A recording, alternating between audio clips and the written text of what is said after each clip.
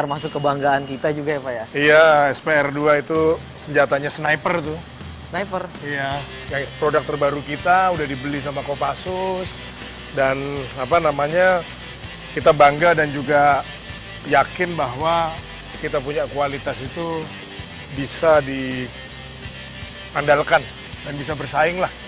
Dengan produk-produk negara lain? Iya dong.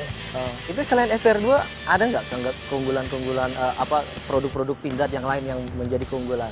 Oke, kalau senjata itu kita itu yang sedang di development dan udah jadi developmentnya dan siap sertifikasi itu namanya kita namakan prototipenya itu SCAR.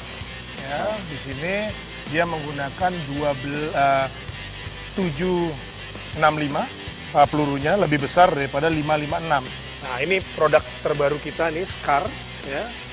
Kalau kita lihat dari desain, ini tolong dibuka.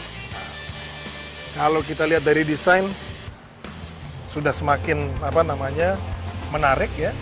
Warnanya pun juga semakin baik. Ya. Ini prototipe akan disertifikasi. Terus kemudian akan kita mulai produksi tahun depan. Tahun depan? Ini 762 ya kalibernya, lebih besar daripada SS. Ini SS.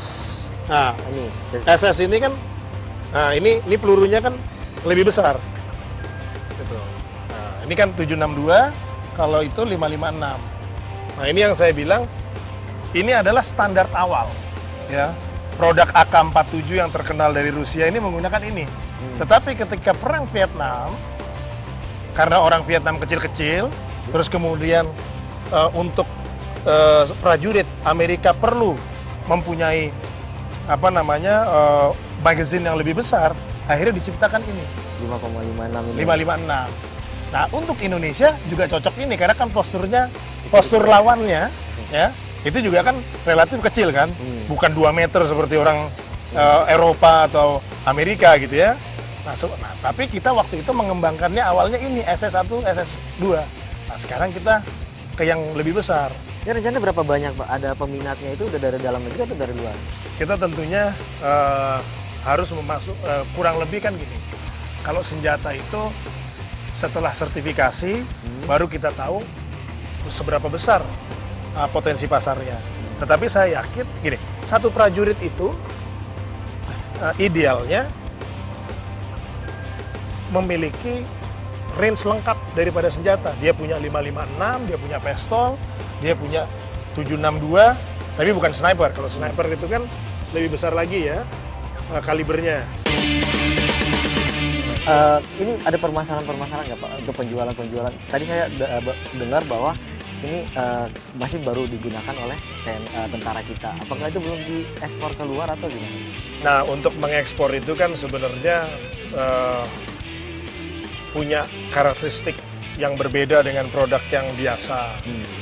Ekspor itu kan pertama kita harus tahu dulu siapa yang membeli, kemudian juga apakah ini memang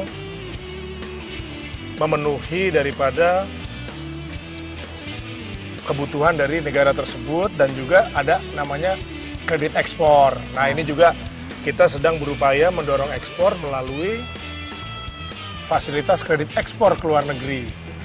Nah, kebetulan kita sudah mendapatkan dukungan, kemudian juga kemarin ada penyelenggaraan KAA juga salah satu yang banyak ditanyakan oleh tim kepala negara dari negara lain itu adalah ada dukungan kredit nggak dalam membeli. Nah, makanya kemudian kita sudah antisipasi itu untuk memberikan juga kredit ekspor kepada yang akan membeli.